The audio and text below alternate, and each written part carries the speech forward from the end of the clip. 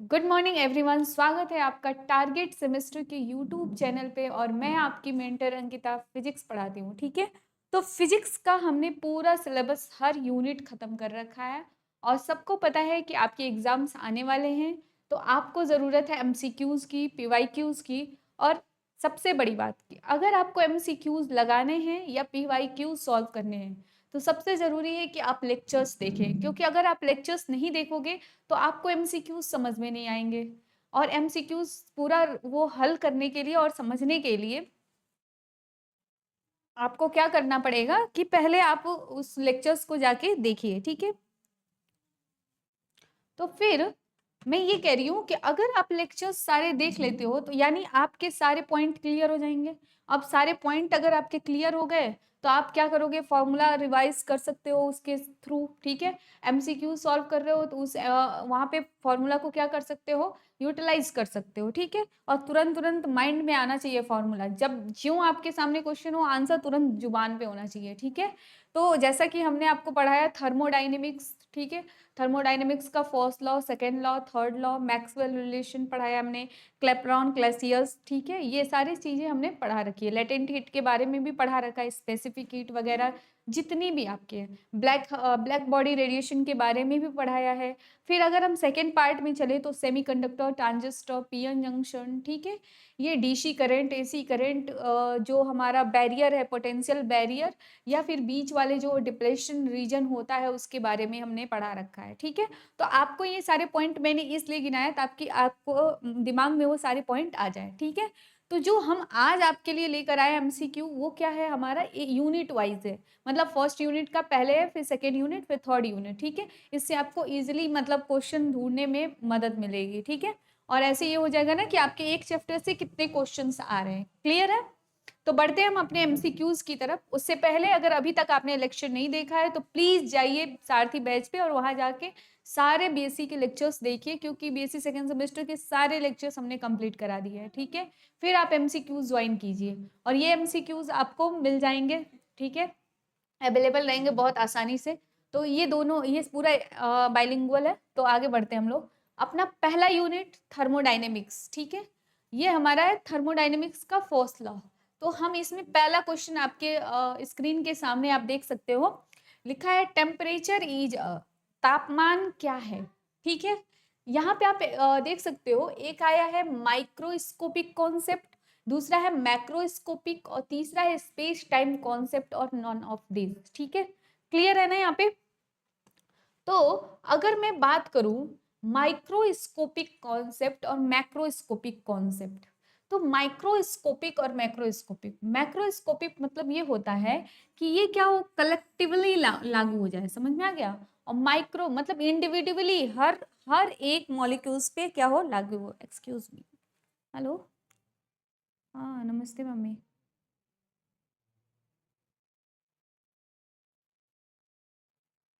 ठीक है मम्मी, हम आते हैं दिखा के, अभी क्लास में है मम्मी, बात कर रहे हैं। हाँ, अभी हम बात कर रहे हैं माँ।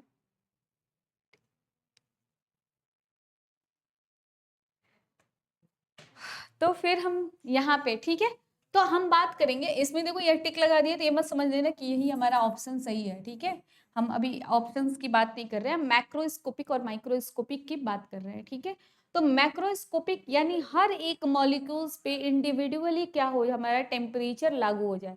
ठीक है, तो ये होता है। या फिर माइक्रोस्कोपिक बात करें तो सबको लेके चले, पूरे सिस्टम को। तो हमारा सबसे पहले क्या हो, ये दूसरा वाला जो है हमारा मैक्रोस्कोपिक कॉन्सेप्ट है, टेम्परेचर। क्योंकि हर मॉलिक्यूल्स पे इंडिविजुअली हम क्या कर सकते हैं, उसको निकाल सकते हैं। क्लियर? तो ये हो गया हमारा टेम्परेचर मैक्रोस्कोपिक कॉन्सेप्ट। क्या है ये? Macroscopic concept. ऑप्शन नंबर 2 आप याद रखेंगे, क्या है? Macroscopic concept. क्लियर? अब चलो आगे दूसरे क्वेश्चन पे बढ़ते हैं। Out of pressure and temperature of a gas. ठीक है, हम अब ये बोल रहा है कि ये दोनों ही मतलब टेम्परेचर और प्रेशर, ये दोनों क्या है, माइक्रोस्कोपिक है या मैक्रोस्कोपिक है। ठीक है, तो ये दोनों ही हमारे क्या है, मैक्रोस्कोपिक है। क्या है हमारे? मैक्रोस्कोपिक है। टेम्परेचर देखो ऐसे हम एलिमिनेट भी कर सकते हैं। देखो टेम्परेचर माइक्रोस्कोपिक नहीं होता है, इसलिए ये ऑप्शन एलिमिनेट हो गया। ठीक है, दूसरा, एक सेकेंड रुको, ये ऑप्शन एलिमिनेट हो गया। ठीक है, दूसरा क्या है, प्रेशर, देखो टेम्परेचर, ये क्या है, क्रैक्रोस्कोपिक नहीं होता है, इसलिए ये भी नहीं होगा। ठीक है, हमारा दोनों ही क्या हो जाएगा, मैक्रोस्कोपिक होगा। ठीक है, तो ये हमारा एलिमिनेशन के थ्रू भी आप निकाल सकते हो कि हाँ ये हमारा क्या है, आंसर सही है। बढ़ते ये क्वेश्चन नंबर 3 पे। ठीक है, आप ये देखो, triple point of water is, triple point आपने डायग्राम देखा होगा ना, ये ऐसे करके ऐसे ऐसे बनता है। ठीक है, और ये ट्रिपल पॉइंट होता है ऐसा कुछ, क्लियर। तो इस ट्रिपल पॉइंट को जो हमारा जो इस पे टेम्परेचर होता है वो कितना होता है, तो अगर मैं बात करूं सेल्सियस में, तो वो होता है 0.01 सेल्सियस। ठीक है, कितना होता है, 0.01 सेल्सियस। ठीक है, अब अगर इसको केल्विन में, हमको तो आंसर केल्विन में चाहिए, देखो सेल्सियस, यानी ये गलत हो गया, फॉरेनहाइट गलत हो गया, इन दोनों में ये हो नहीं सकता है, ये इसके बराबर होता है। अगर मैं 0 डिग्री सेल्सियस की बात करूँ 273.16, इसको बात कर लो, इसको ले लो। ठीक है, ये लगभग के हिसाब से है, इसलिए हमारा option number B is the correct option. क्या हो जाएगा, ऑप्शन नंबर बी हमारा क्या हो जाएगा, करेक्ट ऑप्शन होगा। क्लियर है ना। ये देखो 0.01 सेल्सियस है ना, यही यहाँ पे जाके चेंज हो गया 1.7, सॉरी केल्विन ना, केल्विन। क्लियर, ओके, चलो हम आगे बढ़ते हैं। तीन क्वेश्चन आपको क्लियर हो गए ना। चलो आगे बढ़ते हैं। On the Celsius scale the absolute zero temperature is, absolute zero temperature जो होता है वो कितना होता है सेल्सियस स्केल पे, वो देखेंगे। तो देखो ये दिया है ना -273.15। ठीक है, तो यही हमारा क्या होता है, -273.15 डिग्री सेंटीग्रेड होता है। कितना सेंटीग्रेड होता है सेल्सियस को, एब्सोल्यूट जीरो पर केल्विन की वैल्यू। समझ में आ गया। जैसे देखो एब्सोल्यूट जीरो पे ऐसे देखो, ठीक है, ये आ जाएगा -273.15। तो ये हमारा करेक्ट ऑप्शन होगा। क्लियर, समझ में आ गया। बढ़ते हैं नेक्स्ट क्वेश्चन की तरफ। देखो 0 डिग्री सेंटीग्रेड की वैल्यू कितनी होती है, अभी मैंने बताया आप लोग को, क्या 273.16 केल्विन होती है। कितनी होती है, 16 केल्विन। ठीक है, तो आप इस पे चलना। क्लियर, 15 नहीं होगा, 16 होगा। 17 कब होगा, जब हमारा 0.01 सेंटीग्रेड था। ठीक है, अभी मैंने आपको कैलकुलेट करके बताया है।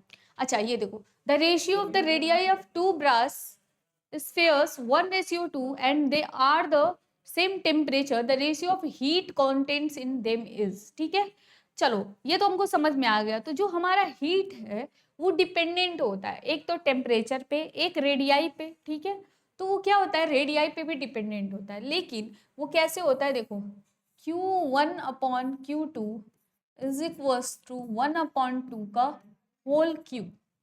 क्या होता है, 1/2 का होल क्यूब।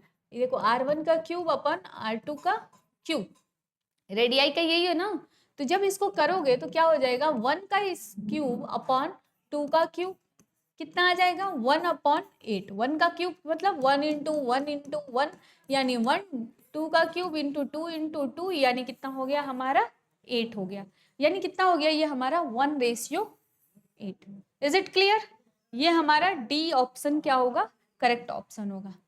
बढ़ते हैं 7th क्वेश्चन की तरफ। Heat is closely related to, अच्छा हीट सब किससे ज्यादा क्लोजली रिलेटेड है, इसके बारे में बात किया गया है। ठीक है, हीट किससे ज्यादा रिलेटेड होगा ये बताओ तो। ये होगा हमारा, किससे होगा, एनर्जी से। किससे होगा, एनर्जी से। देखो किताब में दिया होगा मोमेंटम ऐसे कुछ करके, लेकिन आप ये एनर्जी समझना है। हीट हमारा जिससे जिससे रिलेटेड है वो क्या होगा, हमारा एनर्जी से। ठीक है, तो हीट का मतलब होता है एनर्जी, जो क्या होता है एक फॉर्म से दूसरे फॉर्म में चेंज होता है, या फिर हम ये कहें higher temperature to lower temperature वो ट्रांसफर होता है। ठीक है, लेकिन वो नष्ट नहीं होता है। ठीक है, तो उसमें कंजर्वेशन ऑफ हीट भी होता है। ठीक, तो आप ये देखना, heat is closely related to energy और मोमेंटम। मोमेंटम भी हो सकता है, यहाँ पे दो ऑप्शन नहीं है, लेकिन हमारा ये ज्यादा पॉसिबिलिटी है। ठीक है, तो आप ये लगा लेना, या फिर आप इसको मोमेंटम नहीं, एनर्जी ही रहने दो। एक सेकेंड रुको, mass momentum energy and temperature, क्या है, mass momentum energy and temperature. ठीक है, heat is closely related to, बताओ तो इसका टेम्परेचर से भी हो सकता है ना।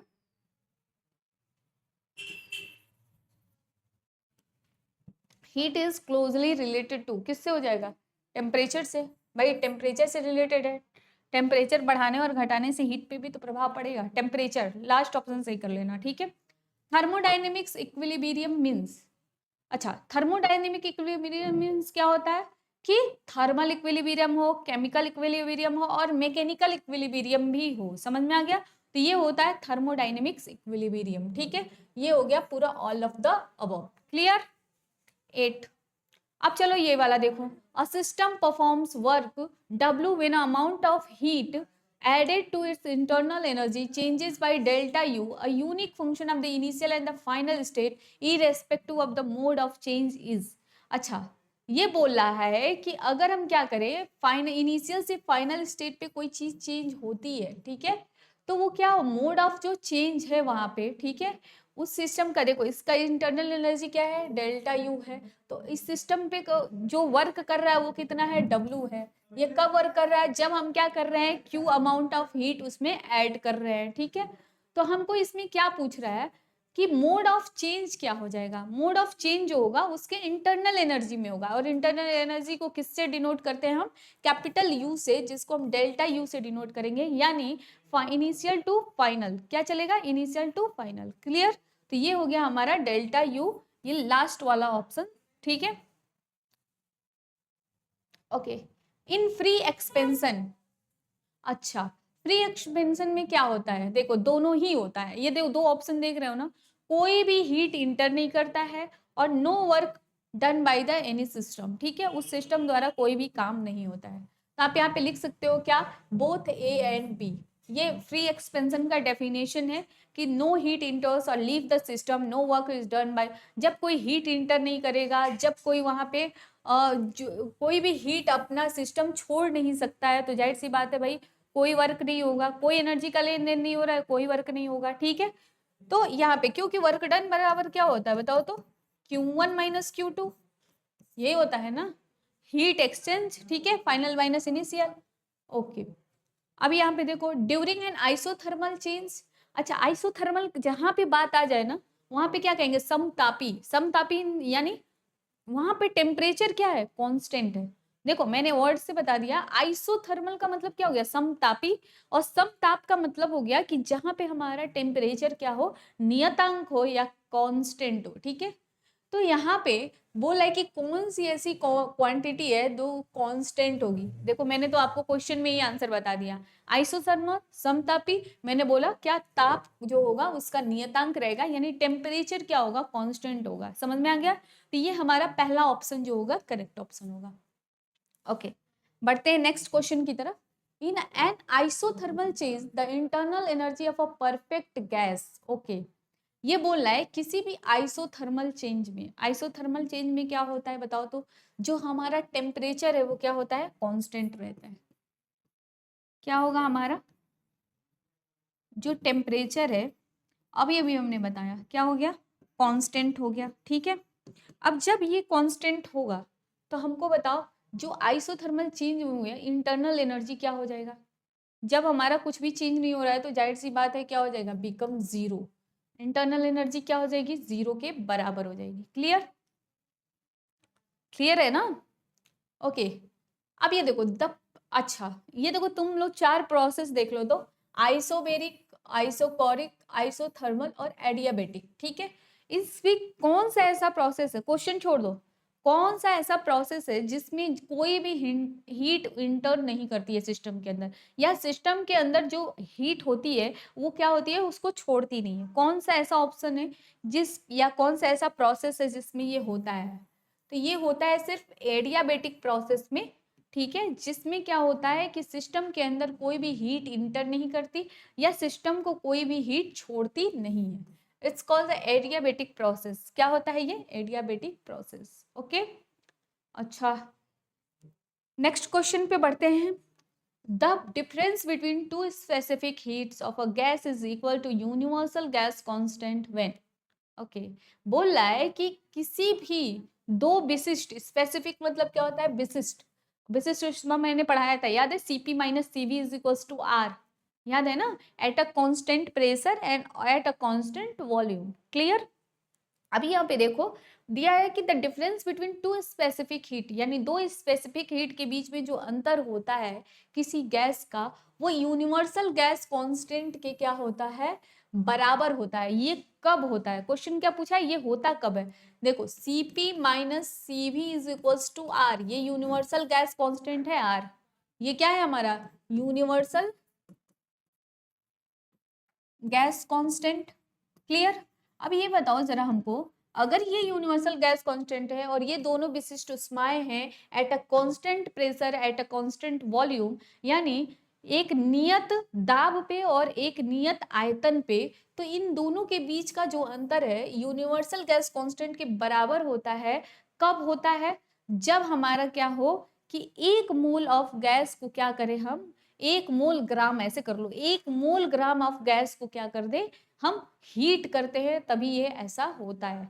उसकी संख्या कितनी होनी चाहिए, एक मोल ग्राम। बताओ तो इसमें कहाँ ऑप्शन दिख रहा है एक मोल ग्राम, ये देखो सी, करेक्ट ऑप्शन दिख रहा है सी। ये एक केजी है, एक ग्राम है, एक केजी, यानी हमारा कुछ चेंज आ जाएगा उसमें उष्मा में, ठीक है। एक मोल ग्राम मतलब उसमें ये हमारा नियतांक के बराबर हो जाएगा, ठीक है। इज इट क्लियर, समझ में तो आ रहा होगा ना, ये क्वेश्चन नंबर 14। ओके, आगे बढ़ते हैं। दिया है zeroth law of thermodynamic is related to, okay, जो जीरोथ लॉ है आपने पढ़ा होगा, first law, second law, third law, ठीक है। तो जो ये हमारा जीरोथ लॉ है वो हमारा थर्मोडाइनमिक का किससे रिलेटेड है, ये बता दो मुझे, ये किससे रिलेटेड है, हीट से, टेम्परेचर से, इंटरनल एनर्जी, वर्क से, आंतरिक ऊर्जा, ऊष्मा, ताप या कार्य से, किससे ये हमारा रिलेटेड है, ये बताओ। ये हमारा क्या है, ताप से रिलेटेड है। किससे, हमारा ताप से, आपने पढ़ा होगा, ठीक है, कि जीरोथ लॉ में क्या बताया गया है कि उसका जो ताप है वो चेंज नहीं होता है, चेंज होता है, ठीक है, एक स्टेट से दूसरे स्टेट पे, ठीक है। ये zeroth law of the thermodynamics किससे रिलेटेड होता है, पूरी तरह से टेम्परेचर पे रिलेटेड होता है। क्लियर। चलो नेक्स्ट बढ़ते हैं। The fourth law of thermodynamics is the conservation of, okay, बोल रहा है कि जो फर्स्ट लॉ ऑफ थर्मोडाइनेमिक्स है वो किसको, मतलब किसका संरक्षण का नियम बताता है, ये किसके संरक्षण के लिए बताता है, बताया जाता है। Conservation of energy, conservation of momentum, समझते हो ना, यानी कहने का मतलब कि कंजर्वेशन ऑफ एनर्जी यानी ऊर्जा का संरक्षण, यानी ऊर्जा क्षय नहीं होती है, ऊर्जा सिर्फ हम क्या कर सकते हैं, सॉरी, ना तो क्रिएट कर सकते हैं और ना ही उसको हम नष्ट कर सकते हैं, वो सिर्फ क्या होती है, एक फॉर्म से दूसरे फॉर्म में बदल जाती है, ठीक है। यहाँ तक क्लियर है ना। तो ये जो फर्स्ट लॉ ऑफ थर्मोडाइनेमिक है वो कंजर्वेशन ऑफ एनर्जी तो बताता है। आप बताओ एनर्जी क्या होता है, हमारा मोमेंटम से जुड़ा होता है, जाहिर सी बात है जुड़ा होता है ना, यानी वो दोनों को ही डिफाइन करता है, यानी हम कह सकते हैं कि both A and B, both A and B कौन डिफाइन करता है, first law of thermodynamics, conservation of momentum and conservation of energy. बड़े नेक्स्ट क्वेश्चन की तरफ। ओके 17 क्वेश्चन देखो जरा। इन विच प्रोसेस नेटवर्क क्या दिया है, नेटवर्क डन इज जीरो, ठीक है, नेटवर्क डन इज जीरो, कौन से प्रोसेस में जो हमारा पूरा कार्य होता है वो क्या हो जाता है, हमारा जीरो के बराबर होता है। बहुत, ये देखो बहुत कॉमन सेंस वाली बात है, एक है साइक्लिक, एक है हमारा फ्री एक्सपेंशन, एक है हमारा आइसोथर्मल और एक है हमारा एडियाबेटिक, ठीक है। तो कौन से ऐसे मतलब हमारे प्रोसेस में ऐसा होता है, देखो ध्यान से समझो। अभी मैंने फ्री एक्सपेंशन का आपको वो दिया था, फ्री एक्सपेंशन का डिफिनेशन, फ्री एक्सपेंशन का अभी हमने आपको डेफिनेशन दिया था, क्या होता है। तो जो फ्री एक्सपेंशन होता है, अभी अभी मैंने आपको एक क्वेश्चन में बताया, देखो ध्यान से देखना, ये देखो, in free expansion no heat enters और लीव द सिस्टम, उस सिस्टम में ना ही कोई हीट जाता है और ना ही हीट उससे से बाहर आता है, और नो वर्क इज डन, दूसरा देख रहे हो, नो वर्क इज डन, यानी एक कौन सा सिस्टम है, फ्री एक्सपेंशन सिस्टम जो है, उसी क्वेश्चन को घुमा दिया है, ठीक है। उसमें क्या होता है, कोई भी कार्य नहीं होता है। क्लियर। तो समझ में आ गया आपको कि आंसर कौन सा सही होगा, जहां पे नेटवर्क डन क्या हो जाएगा, हमारा zero. Clear.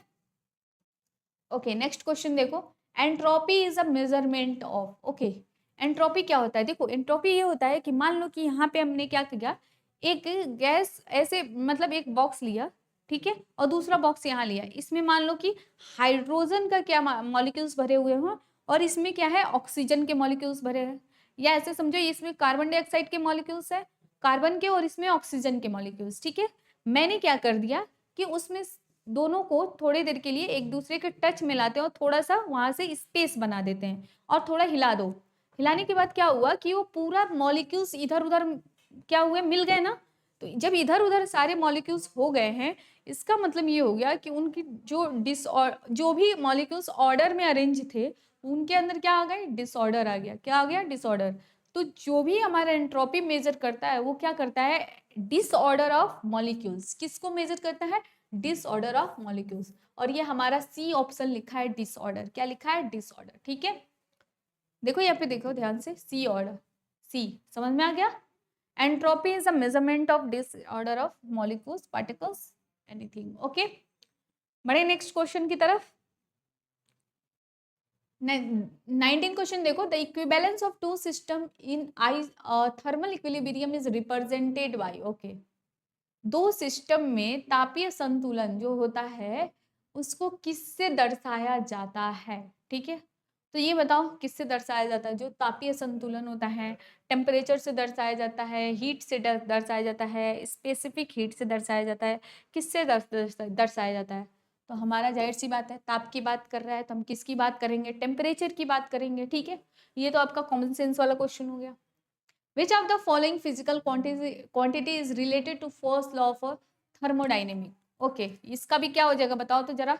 First law of thermodynamics से कौन सी ऐसी क्वांटिटी है यहाँ पे, जो भी फिजिकल क्वांटिटी दिख रही है, टेम्परेचर, इंटरनल एनर्जी, एंट्रोपी और प्रेशर, इनमें से कौन सी ऐसी क्वांटिटी है जो क्या है, जुड़ी हुई है, बता दो हमको। इंटरनल एनर्जी ना, delta Q is equals to delta U plus W, यही होता है ना। तो इसमें देखो वर्क डन है नहीं, क्यू है नहीं, आपका क्या है, सिर्फ डेल्टा यू है। समझ में आ गया, ये हो गया हमारा इंटरनल एनर्जी। क्लियर। अब देखो यहाँ पे thermal radiation.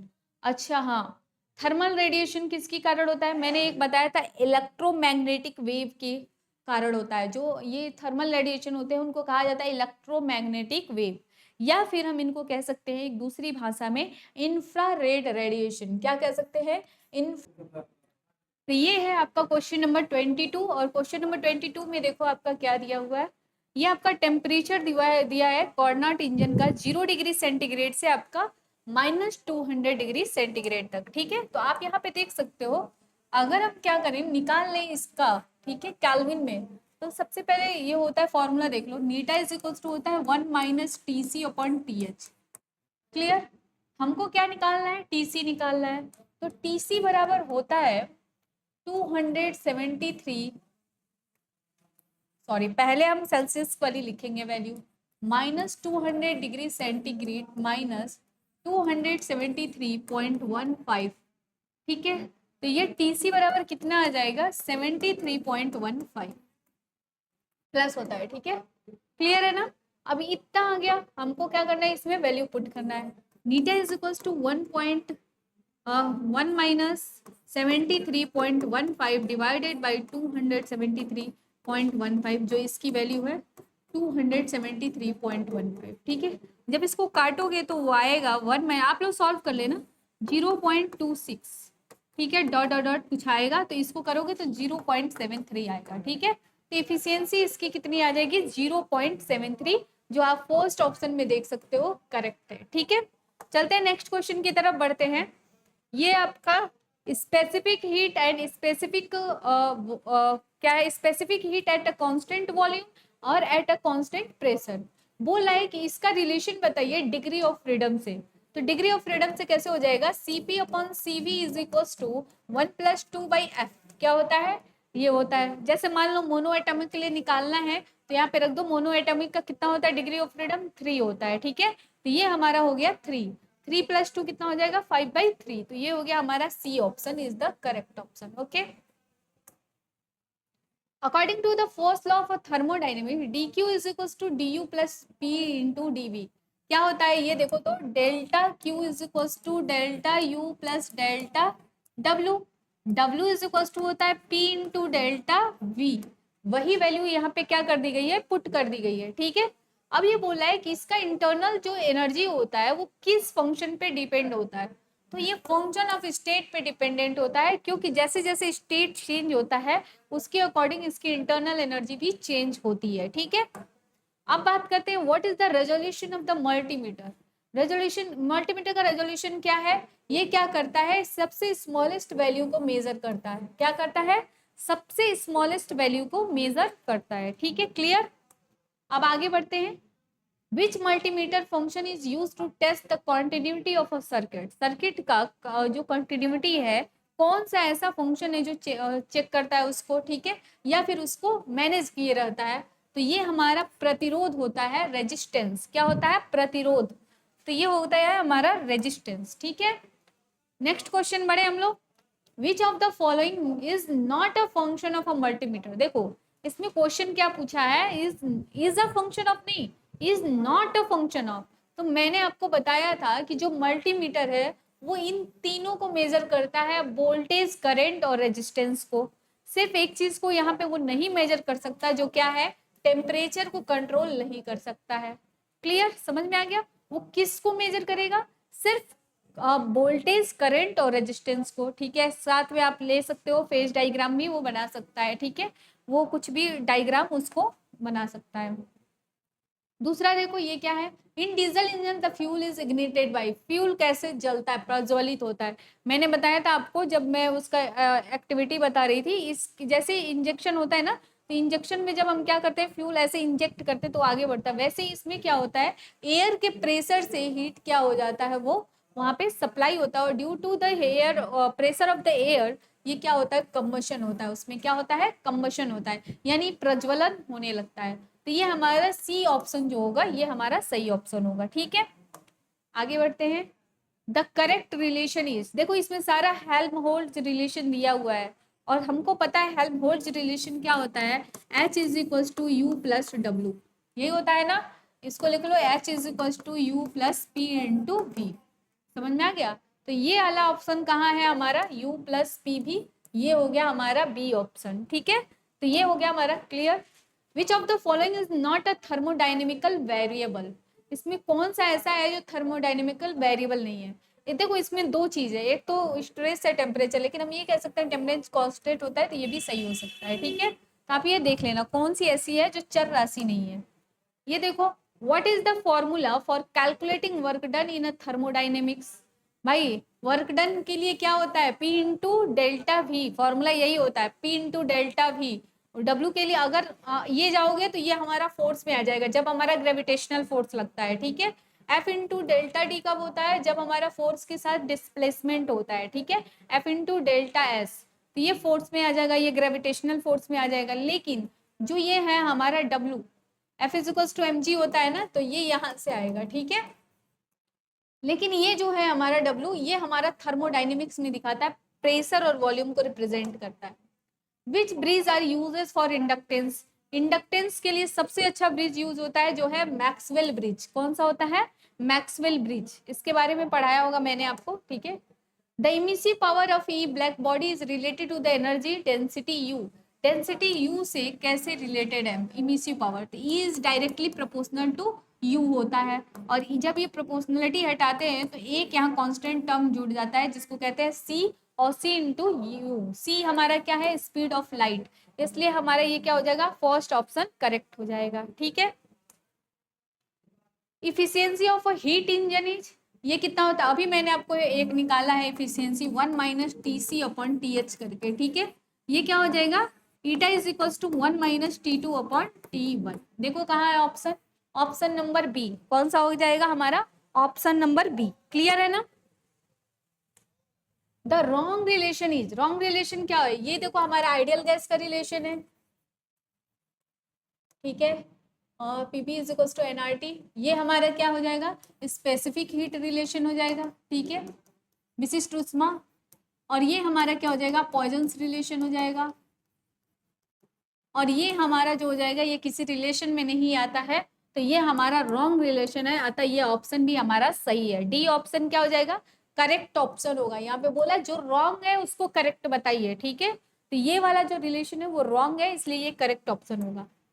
Thermal radiation, thermal radiation है, ये क्वेश्चन रिपीट किया है, देखना जरा। इलेक्ट्रोमैग्नेटिक वेव भी होता है, और हम क्या कह सकते हैं, इंफ्रारेड रेडिएशन। क्या कह सकते हैं, इंफ्रारेड रेडिएशन। ठीक है, तो ये हो गया हमारा इंफ्रारेड रेडिएशन। क्लियर है ना। तो ये हमारा यहाँ से ये फर्स्ट यूनिट का पूरा हमारा ये एमसीक्यूज खत्म होता है। मिलते हैं आपसे नेक्स्ट यूनिट में, और नेक्स्ट यूनिट का सारा एमसीक्यूज लेकर आएंगे और आपको कराएंगे। ठीक है, लेकिन एमसीक्यूज तभी समझ में आते हैं जब आपको क्या हो कि पूरे लेक्चर्स क्लियर हो। तो अगर आपने अभी तक लेक्चर्स नहीं देखा है तो तुरंत सारथी बैच ज्वाइन कीजिए टारगेट सेमेस्टर्स पे, और वहां से आप क्या कर सकते हो, सारे लेक्चर्स आपको मिल सकते हैं, जहाँ पे आपके फिजिक्स के पूरे सिलेबस को कंप्लीट करा दिया गया है। ठीक है, तो आप प्लीज जाके वहाँ लेक्चर्स देखिए और फिर ये एमसीक्यू सॉल्व कीजिए, इससे जल्दी सॉल्व होगा। ठीक है, और उम्मीद है कि आप एग्जाम की तैयारी बहुत अच्छे से कर रहे होंगे हमारे साथ। मिलते हैं आपसे नेक्स्ट यूनिट के साथ और कुछ और हमारे एमसीक्यूज के साथ जो हमारे आने वाले होंगे, एक्सपेक्टेड क्वेश्चंस होंगे। ठीक है, तो आज के लिए बस इतना। Thank you.